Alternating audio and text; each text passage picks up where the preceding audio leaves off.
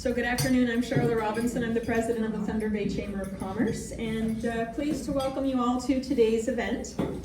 We begin by acknowledging that the City of Thunder Bay is built on the traditional lands of the Anishinaabe peoples of Fort William First Nation, original signatories to the Robinson Superior Treaty of 1850, and we recognize the significant contributions of the First Nations, Inuit, and Métis people to our heritage, social, cultural, spiritual, and economic wealth. The Chamber of Commerce is committed to a relationship with our First Nations, Métis, and Inuit people that is grounded on the principles of mutual trust, respect, reciprocity, and collaboration in the spirit of reconciliation.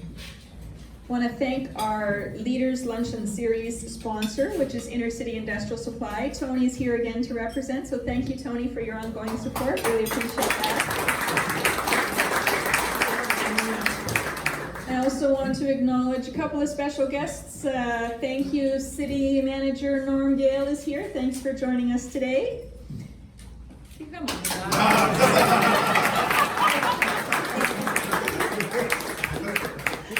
We also have the Deputy Chief of Police, Ryan Hughes, is here. Thank you, Deputy Chief.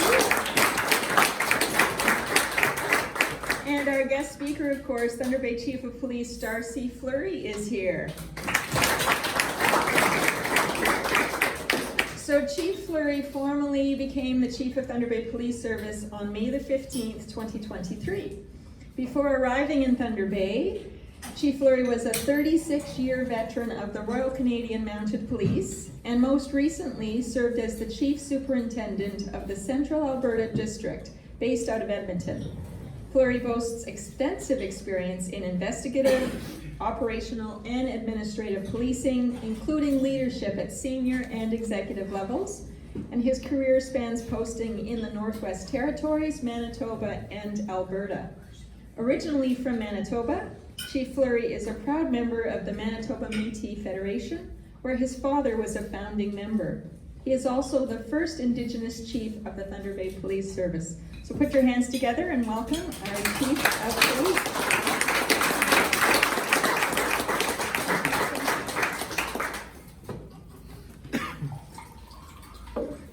This actually is my 20-minute talk right here. So thank you, Charlotte. Just quickly a little bit more about myself. I have spent 36 years with the RCMP prior to coming here. I've also been married to my beautiful wife, Carolina, for 36 years. We have two wonderful daughters, Andrea and Jessica, and they're both back in Alberta. I have an amazing son-in-law, AJ, and of course the next heavyweight champion of the world, maybe middleweight champion of the world, my little guy, Everett James. He's 3 years old, and yeah, so that's my family situation. They're all back in Alberta. My wife and I are here, and loving every minute of it. It's been a very fast 6 months since we've arrived, but coming into the community and community with open arms accepting us has been fantastic. And everywhere I go, it's been very positive. Everybody's been welcoming and good conversation about us being here and some of the things that we plan on doing. So with that, I thought what we'd do today is maybe just kind of go over the priorities that we have and that we set out as an organization. We have three major priorities right now, and of course those priorities will change as we go along. I think it's really important because those priorities really reflect what's going on in the community, the things that we need to do as an organization, and how we can work together. So the three priorities that we do have are our structure as an organization, the enforcement, which is front and center of everybody's mind, and community engagement. So those are the three that, as we sat down as an organization, probably within the first 2 months of my arriving here with the senior team, we looked at what are the things that we're doing right now, and what are the things that are really important, because obviously, we've all seen and read those reports and heard time and again, things that are going on in the community and how the police need to do better and how we need to adjust and adapt to what's going on in the community. So as a senior team, we sat down, and the very first priority that we came up with was the structure of our organization. One of the key recommendations in several of the reports is that we have a second deputy chief. And that second deputy chief was put out there to be Indigenous relations. And so as an organization, we sat down and we looked at it and we said, is this really what we need? Or do we need that to be an administrative deputy chief, with the responsibilities of Indigenous affairs lying on the desk of the chief? So we looked at that, we had a good conversation with our board, suggested this is the direction that we should be going, and so we've done that. So the second deputy, we are in the process right now of putting it together, and hopefully we'll have it advertised and ready to go, hopefully within the next few months. Knowing the process, how long it took for me to get my position here, it takes a bit of time by the time it gets advertised and ongoing. So I'd say up to 4 months, we'll be in a position to have that second deputy. And again, that second deputy will be looking at the administrative side of the house, all the HR, finance, that type of thing, and all the relationships and whatnot. Of course, it's definitely a service-wide event, but it will be the responsibility lying on the chief's desk. So that's one of the big pieces that we put together there. The structure of our organization also is about creating a learning environment. Now that's a whole bunch of stuff around that and how we go about that. So that's a whole big conversation. Really, what it comes down to is empowering our people to do the best they can, giving them all the tools that they need. The education, the guidance, the opportunities, the skills to really perform their duties and to advance in their careers. So that's one of the things that we're working towards, really pushing hard. We believe, again, when I arrived, there was a different style of leadership here, but the style that we've taken on is one of autonomy. So each of our line officers, we have 5 inspectors, each of them have the autonomy to manage their lines, which is really important when we're trying to be progressive and modernize the force. That we get this input from them, their senior NCOs, their sergeants, even the constables. Tell us what it is as a service you need from us and what we can do to better serve the people in this community. So that's the approach we're taking in a structure. We realized, I think they realized many months ago that we're on a thread in several of our areas. Like in our HR department, our finance department, our Freedom of Information Act, we don't have a coordinator yet. We're going to go out there and do that. Just recently, our acting communications person moved over to NAPS, so we're without somebody there, and that's the kind of danger that we run into should somebody move on. So we're really working hard to boost our numbers in those areas so that we have a more solid structure and a base that's going to help us go forward. And that's why we thought that was the number one priority for us, so that we have that structure. We're in a better place to work with our team and to provide the supports for our younger members to make sure that we're covering everything we need to do for the community. The second of our priorities, and overall, I would say, when we talk about the priorities, the overall arching priority, because of where we have been in the media and because of where we are with things in the community, is the rebuilding of the trust with our Indigenous communities. So we put that lens on just about everything that we do. It's very important because with all the some of the negative pieces that we've had over the years, that we build that trust and we gain that trust. So what we've done is the community engagement piece, which is really important for us. Now we've been several, for the first few months, we've visited our agencies, our Indigenous leadership, several occasions. We've had some really good conversations, doing our best to be involved in their events. That's just the start of it. That's just getting us in the door and starting to build those relationships back to the organization. So we're starting to build a really good communication with them and getting that trust back. But we all have to go a step further. We got to get into the community. We have to get to the ground. We have to talk to people and say, okay, what is it from the ground up that you're looking for in your police service? So we have town halls. We've done several town halls. We've done 2 town halls ourselves, and we've done half a dozen board meetings. Which when we go to those board meetings, not very often do we see Indigenous people at those meetings. So what we've asked some of our agencies to do, and just this last week, they're going to host town hall meetings for us, where we can get into the Indigenous community and get right down to the grass level and say, okay, where is it? What is it? What are some of the pitfalls that you have with coming to the police? What are some of the things that we need to be aware of so that we can serve you better? So those are the things that we're doing in community engagement. We also go to events like this where we get an opportunity to figure out what's happening. We all have different things, different needs of the police. So we really need to hear what's going on, what's happening, where can we get to serve you better, where can we focus some of our attention, some of our focus as far as a service provider. So that's why we like to do these types of things. And this is going to be an ongoing sort of situation. We need to do this regularly. We have to be out there because really, if we don't hear from the people, it's hard for us to establish what we're going to do. And the board's really been good about that. They've accepted that we need that community engagement. We need to have that piece there in order for us to set our objectives. So these are the 3 main ones right now, but those will change. Those are going to move on as we go further on and we get more established. So that's why it's really important that we do that community engagement And I think that's probably one of the biggest chunks that we really have to work towards. And for many people, the other main priority is the enforcement piece. So our enforcement strategy right now is focused, we've all seen over the last few months, and probably for many of you the last couple of years, some of the guns and gangs, drugs related stuff that happens in this community. So we have an emphasis on that, we've got a focus put on that to really put some efforts of concentration on taking on these crime groups and the people that are committing these types of offenses. So working towards that, we've got some good partnerships we've started with NAPS. We're going to be doing an interchange with NAPS that's kind of going to fold into both priorities, which is the outreach to the communities, give us a chance to go out to the communities, the First Nations, and have a visit, plus have them come here and work our streets as well, and give us an opportunity to work together on some of these crime groups. So that's a piece that we're just starting.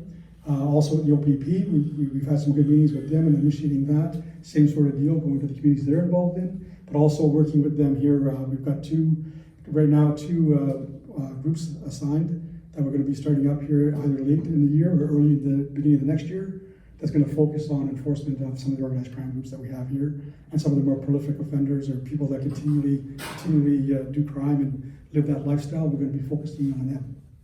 So those are the types of things that we're doing enforcement-wise. Next month, beginning of the month, we've talked about this several times.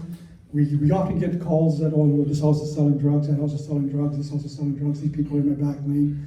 So our intelligence group, which does a lot of the criminal investigations, they're pretty swamped. Like, we have a lot of work going on in areas that we're stretched to the limit. But we've been able to, we've talked about it several months, and we wanted to do it, but we thought, let's wait till summer's over and let's get into the fall. And so we waited for it, but now we have this team, we're calling it a quick hit team or a crime reduction unit, whatever you want to call it. And basically it's going to be a group of our officers that are going to hit those spots that we've been told, well, this guy's selling drugs, that this house is this, that house is this. And we're going to be focusing in on that. So we're going to put a bit of effort towards letting those people know we're here, that we're going to try to clean that area up and hopefully get the message out there that, the activity you're doing here is not welcome. Part of that, though, is also an opportunity for us to work with the people that are in that lifestyle. I know it's kind of hard sometimes to conceive, but really, if we can get people out of that lifestyle, it's going to benefit across the community. So we have people who are selling drugs, maybe some of the harm that they're doing and what's happening, put them in a different lifestyle. It may help us in the long run as far as the amount of investigations we have to do. So those are all pieces that we're doing. Enforcement-wise, we've heard when we go to those town halls, and we go to the ward meetings, we hear an awful lot about some of the things like the vandalism has been on the uptick a little bit. Threats to our 2L LGBTQ plus community have been on the rise. We're aware of that. We've had some good meetings with them over the last little bit as far as what's happening in that community, paying attention to that. So we do pay attention to things as they trend, and try to focus some of our enforcement towards those areas. And that's kind of, it's unfortunate, but that's kind of the model that we're in right now, because we have to react, so we're more reactive than we are proactive. But some of these things that we're talking about enforcement-wise, that part goes hand in hand with the community engagement, where we're working with our agencies, we're working with them constantly, all of our partners, trying to find ways to make sure that maybe a person is in a stream that doesn't belong in enforcement, maybe they belong in mental health. So we have the impact teams. I'm not sure if you heard of them. The impact teams are straight up. We have a health practitioner, mental health practitioner, nurse, and one of our officers. They'll go to a scene, they'll talk to the person, they'll assess what the person's going through, and determine if that person actually does need mental health care and go to the hospital, or does that person stay within the justice system and go with the police. So we have those types of programs ongoing. We've met several times with different agencies. As far as we do have a situation table here, which is a group of our agencies sit together and they triage what the case is and they decide where it should go. We want to see that expand and move forward, and really, again, take the police out of those types of situations. We've had occasions where we come to the office, Ryan and I go to the office on a Saturday or Sunday morning, and every one of our vehicles is at the hospital dealing with the situation. And you look at that and you go, wow, because we can't just turn the person over. We have to be there until they're seen by the physicians. So those types of things is really key for us to have the community involved, get the community engaged, have the different agencies manage the best they can. We had a town hall here about 3 weeks ago at the library, and the theme was the theme ended up being about the homelessness and the addictions and all that type of thing. And the reality of that is, one of the questions came up, and it was probably 5 or 6 questions when I read them that were all geared towards defunding the police. And the very first answer I gave was a response to, that's a horrible idea. Don't ever defund the police, but make sure that you're doing the best you can to fund those other agencies. Because those other agencies are who we're going to be relying on to help us. We're never going to enforce our way out of any of these situations we're in. That's not going to happen. As a police department across the country, no one's going to tell you, give us this money, give us these bodies, we're going to do this. We've been in the drug war for 50 years? We're never going to get out of it. So that's why we need these agencies to make sure that they're funded properly, we find the right stream, we get people out of their lifestyles and work towards that. So I guess going back to the enforcement piece, piece of that would also be crime prevention and awareness. So an awareness program, I think we really have to look at that. And when we're talking awareness program, we're talking with our other agencies, that's got to be at a level that's probably high teens to early adults in their 20s. Because they're already into a lifestyle, they're starting going into it. We need to let them know the dangers that are there, some of the things that they're going to go through should they live that life of crime and they go down that path, and really work hard on that. And that's, again, partnership with some of the agencies, we need to develop those. We also need to have a really solid crime prevention program, which focuses at probably the grade 4, 5, 6 level. It's always been the case, it's been shown across pretty much the globe that if you hit these youth or these young people early, you have the most impact. So we have started some conversations, Ryan and I, again, with some of the agencies and even the school boards and things like that, just to say, what can we do, what kind of a program can we come up with that's going to really help us, get these people out of this lifestyle. The reality of it is, some of our people that find themselves living this way, it's almost sort of developed over the years, and maybe some of the families are a little bit dysfunctional or whatever's going on in their lives, so they don't have those supports. So a good, solid program has to include that.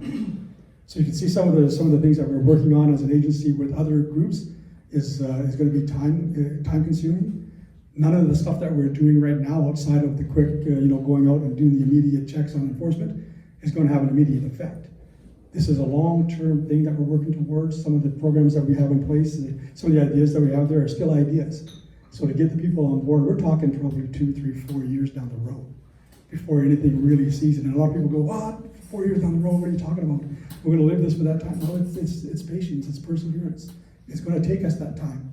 And our goal, Ryan, myself, and some of our senior team really is to set the structure, to put it in place, to make sure that we have systems in place that when we decide to retire down the road, whenever that might be, that the people coming behind us have something to work off of. And if we have it set right, so that we're working with the community's involved, we set it in place, we have some structure. There's always going to be modifications because that's what you do. You change. Any organization has to go through change. If you don't, then you just get stale and you don't progress. So we're fully aware that our jobs, and we talk about it once in a while, our jobs is to make ourselves obsolete. Really, when we leave, it shouldn't be us. Then the thing collapses. It should be we're leaving as leaders. We should be leaving knowing that we put a program in place that can be adaptable and going to be sustainable, and the systems are in place so that the people behind us can carry it forward. So that's kind of what we've been working towards, and some of the ideas, and throwing those things out there so that everybody feels comfortable. When I talk about the autonomy, it's really important because we don't just talk about our inspectors and our senior team, we talk about the entire office. So our senior NCOs, our staff sergeants, and our sergeants. We've given them the autonomy to manage situations at their level so that they can be developed, so that they can be mentored, so that they can come in, and when we're talking succession planning, we know who in our office has taken the charge and has moved up and are ready to go towards some of their senior positions. So that kind of goes hand in hand with when we talked at the very beginning about the new deputy. We are going to be advertising it internally and externally, giving that opportunity to have people in the building that might be able to step into that role. So these are all things that are really, really important. They kind of all come together, and they mesh together the 3 priorities that we have now. As I mentioned, those will change, and even the enforcement piece. We've taken on some things. We had some irrational of those vandalism pieces happening, so we put one of our teams on that for a few days. That they worked nights, they went out there, they did what they could do, and then when we weren't there, it happened again. So if you look at being proactive or being reactive, you're reactive, but we can't control what the bad people are going to do. So those types of things, and that's where we have to kind of switch around a little bit and be a bit more out there. Conversation on community engagement. This is why when they asked me to have a talk, I said, well, maybe I'll talk for a few minutes and then I need to hear from you. I took it as maybe an opportunity to get that sort of feedback like we're doing in other places. Like, you're the business people in this community. What are you seeing? What are your needs? And what do you want to see from us? Because it's really important as we go along. And we're pretty easygoing. Like, you can, the good, the bad, and the ugly, we want to hear it all. Because if we don't, we can't direct where we're going to go. We can't change it. We think we're doing great in the downtown core and everybody's happy with the police. We're not going to change. Why would we? But if we know we're not doing so great and we have some areas to improve, then that's what we want to hear. So that's one of the things I took as being an opportunity here. And that's Ryan. Ryan is basically the operations of our office. He's the operations deputy. So pretty much anything that goes on the operational side of the house, he's on top of it. He sees it happening pretty much. Now watch him ask me a question, you won't have the answer. but he's on top of the operational side of what we're doing and where we're going. And so we're in a very good spot that way.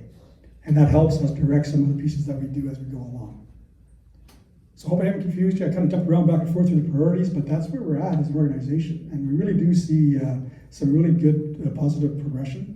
One of the things when we talk about that, the structure of that, what's important to us is the culture of our office.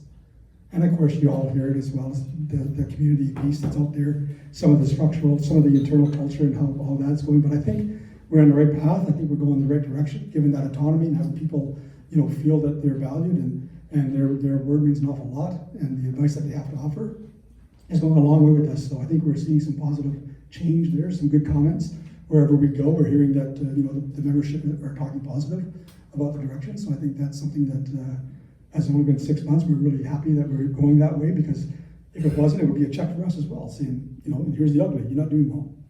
So I think we're doing well. So I'm interested to hear whatever you have to say, or any questions or comments. We're good to go. I have a question. Yeah. Chief, thank you for those comments. Is there a city out there that's doing something really positive to put a dent in the drug crime and all that's related to it?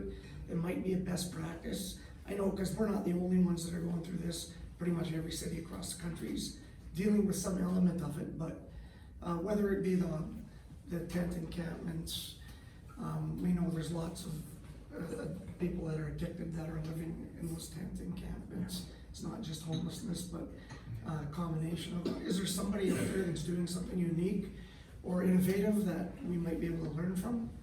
I'm not sure if there's anything that's out there that's that unique. I think every major city is going through this process and trying to find ways, and there are conferences to address this. One of the things that I think, I'm not sure if it's that unique, but I think it's very positive, and several of the communities and several of the provinces have adapted drug courts. So basically what it is, if a person's in that, living that lifestyle, we can take them and they have to volunteer to go through this program and say, look, this is the lifestyle you live in, it's not healthy, you're gonna have a long, well, maybe a short life, hard life. Can we help you? Instead of going through the enforcement piece, you may end up in jail. How about go through this program at this court? And if you're successful, you come through that and hopefully get you on a better path. So that's something that is not really, it's not novel, it's out there. A lot of places are doing it, but I think it's a good idea. Yeah. One of the most important resources is your people. Right. And I know that they're seeing things that we can't even imagine. Maybe you could just give us an idea of what you do to help them cope with and keep their own mental health in check. So internally, we do have a program. It's our peer-to-peer program, really, is what we have, and it's a good program. So if somebody is facing some mental health crisis, we can help them that way. We're working towards. We want to develop a program where we can identify, because we can all see, especially in emergency services, you can tell when somebody's going through a bit of a crisis. You start seeing it. So we want to work on a program that's going to allow us to say to the person, hey, how about taking a time out, taking a bit of a break, and getting yourself checked out. That type of thing. But for the organization, for the community, I think a lot of times those pieces become private, and the person is really protected and guarded as to what they want to share. So I'm not sure how much community-wise. I think if a person is open and does come out, to support them as much as you can, because we never know. Oftentimes we believe we know what triggers their moments, but sometimes we don't. And it could be a conversation that we have. And I do know some people, and throughout my career, I've known 2 individuals who I know have been so severely damaged by PTSD that they will not be able to work again, not just in policing, but anywhere. And when you see those people, it takes about 15 minutes to realize the situation they're in. So all you can do is listen. Let them tell you their story because they want to tell you. If they don't want to tell you, then they're not going to tell you. If they feel comfortable with you, they'll tell you what's going on. And all you can do is support them and continually support them. When I came here, I received a call from one of them. When I got here, I received a call from one of them. And that person doesn't talk to anybody.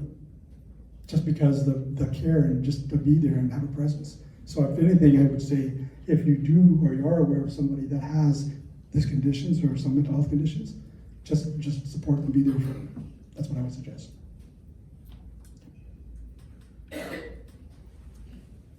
Yes.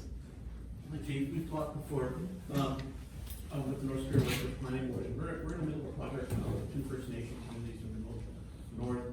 And the consensus we've been having in our initial discussions is that a lot of the youth in those communities come to Thunder Bay for high school and further education. And what happens is that when you get into Thunder Bay, they get caught in certain trends and things happen, and you know that.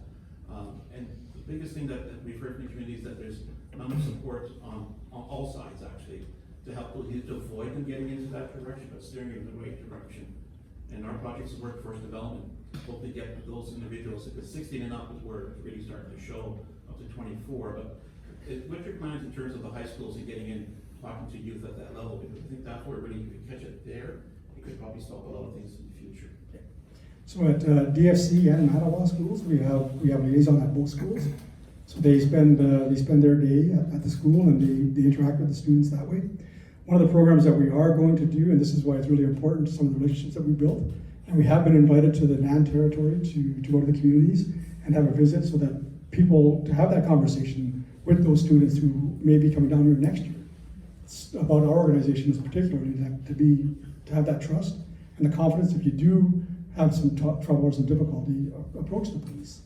Because the last thing we want to do is if a young person comes down here and they're afraid of the police or they don't want to go to the police because of whatever experiences they've had, who do they go to? Oftentimes it's the person who's doing bad things.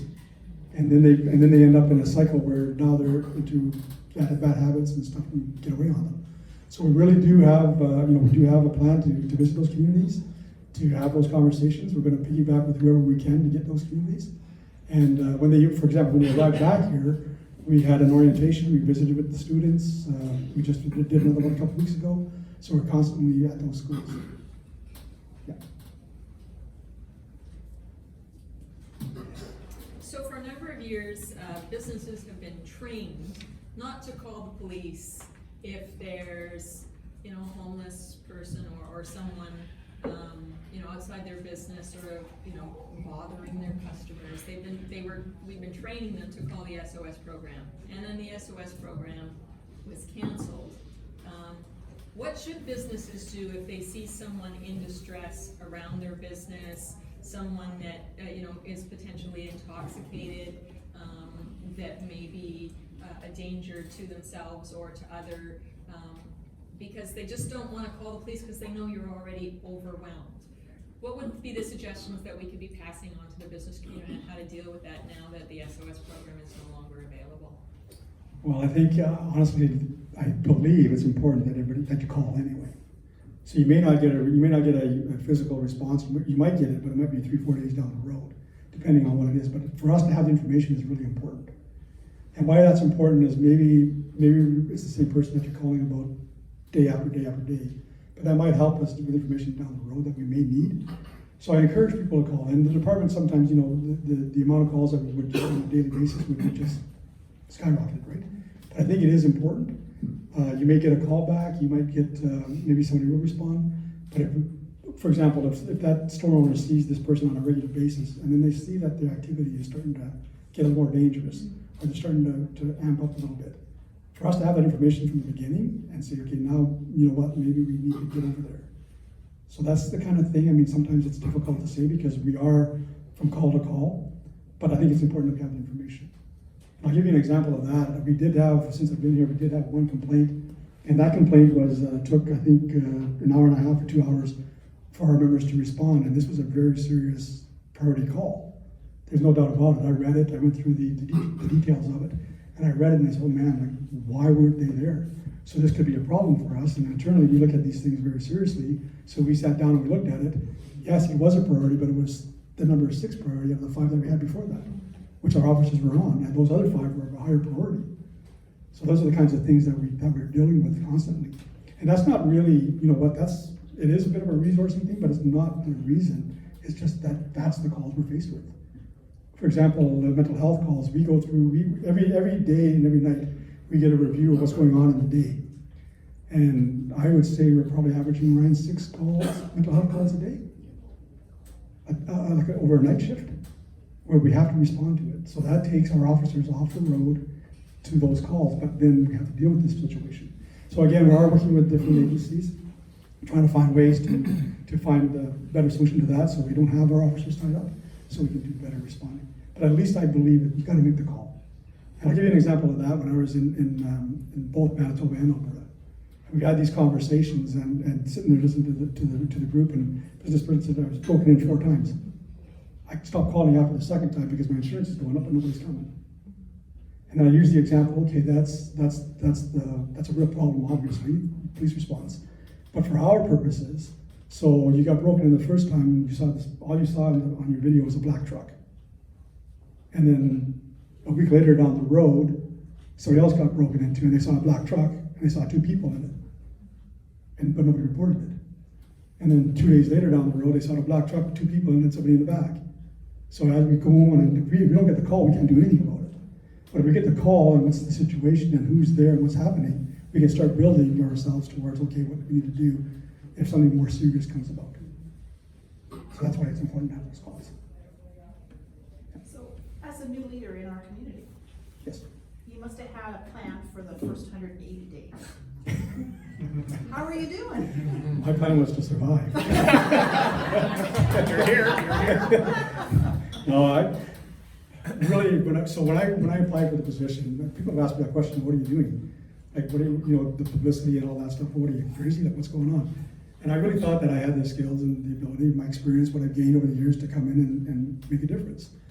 So I guess my plan really was 180 days, probably had the first 90 days to come in and get a really good feeling for what we had. So where we were, the people that we had, the organization that we had, the structure that we had in place, and see, where we needed to go.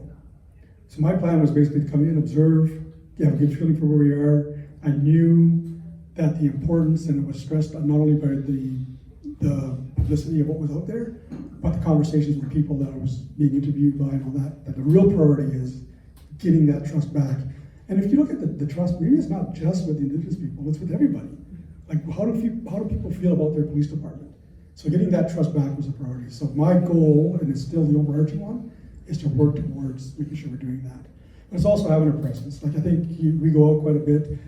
We work all over the place trying to be involved as much as we possibly can in different events, different organizations, and just to have that presence so people know that we're not just, doing an enforcement piece. We're actually part of the community and want to be part of it and try to come up with other groups to some of the solutions we have. So that's my 180 days. Thank you for using the word "we" when you talk about Thunder Bay and being a transplant into our community.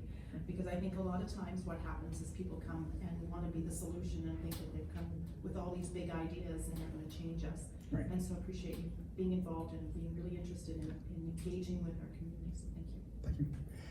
So on that's what's really important, because when we talk about where we are, that's why it's important to have that autonomy in our organization, is because we have a ton of ideas from our people in our office.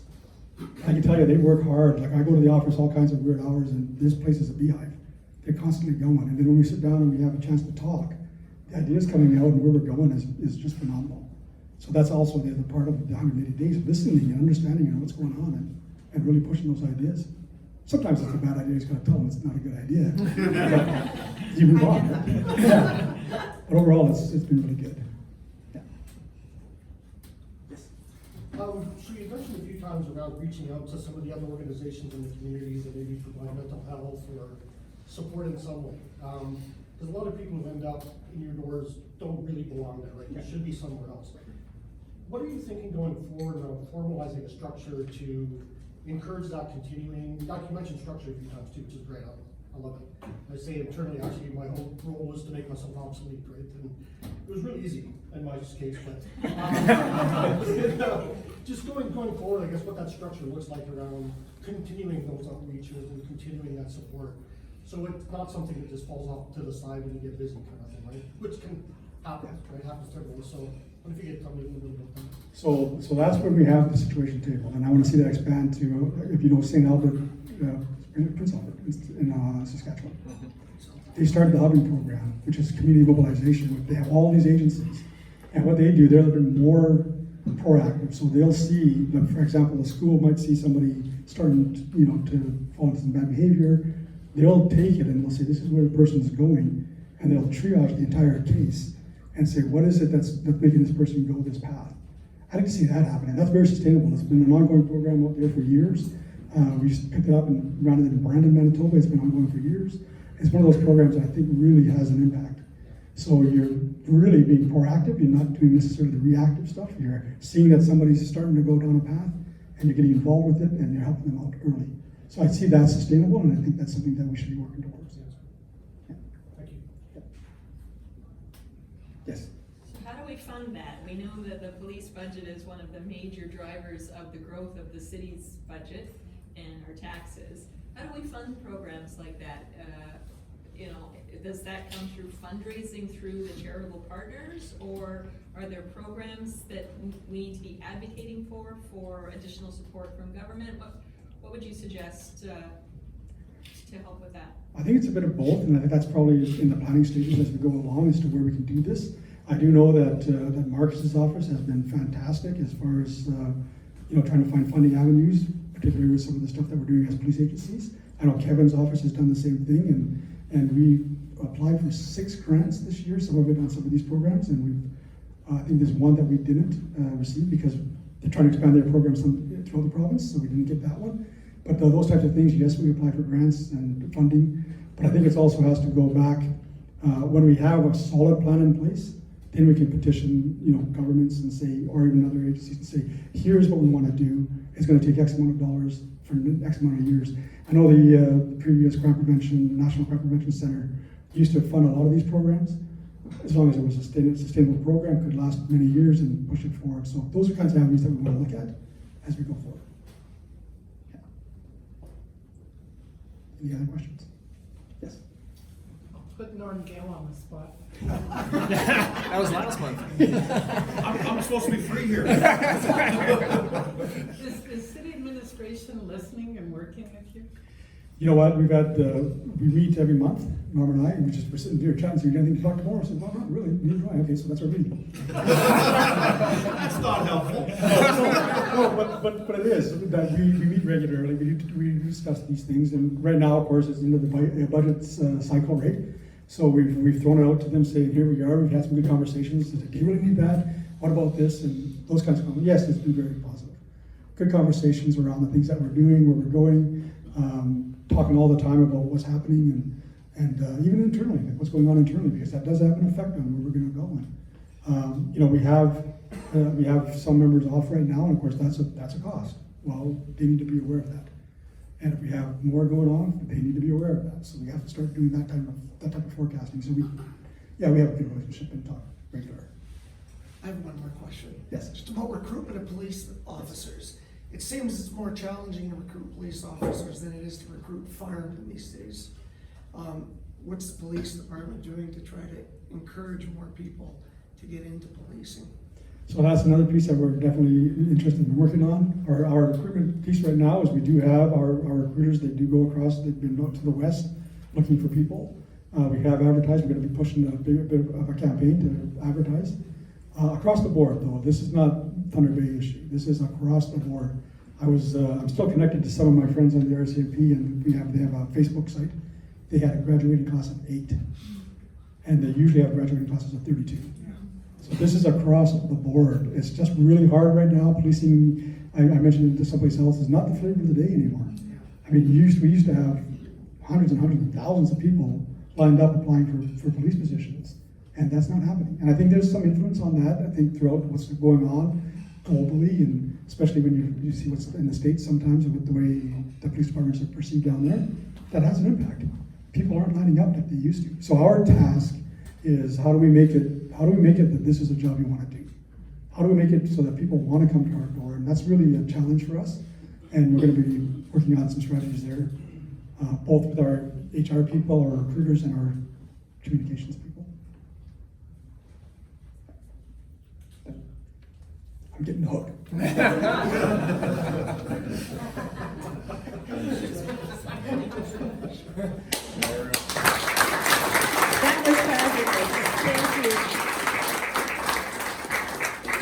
Thank you, Chief Fleury. I mean, that was a great conversation. I really appreciate everyone for making it a conversation, and to Chief Fleury for walking in with that open attitude, and let's continue that conversation with the business community, because this is definitely important to all of us to build the kind of community we want to be in.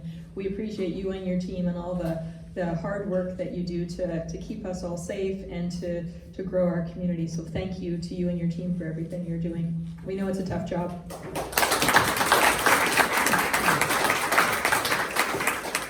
So to wrap up, we would like to again thank our series sponsor, Intercity Industrial Supply, for their support today, and the Slovak Legion for the great food and service. Hope you all had a lovely lunch. Now it's time for me to do my little promo of what's coming up at the Chamber. So we do have our next, a new event coming up November the 24th at the Innovation Center, How to Build a Super Team. Sounds like Chief Fleury might be able to lead that. He's done some great teamwork building. So that'll be a half-day session to give leaders concrete principles on how to develop healthy teams, and will be the start of a series that we'll be doing around team development and leadership development to help businesses to grow those skills in their organizations. December the 6th, we have our holiday member social at Dawson Trail Craft Brewery, so come out and try some local brews and just connect with fellow chamber members as part of the holiday season. And a reminder that the nominations have opened for our Business Excellence Awards. So think of the businesses that do a great job in our community, and please submit your nominations. We love to highlight the great work happening in our community from the business community. So, and there's also, courtesy of Maintair Aviation, a free round trip flight for 2 with Porter Airlines to one lucky nominator. So it's a good incentive to get lots of nominations in, as that increases your chances to win. Thank you all for being here today, and have a wonderful afternoon, and hopefully we'll see you at a future chamber event. Take care.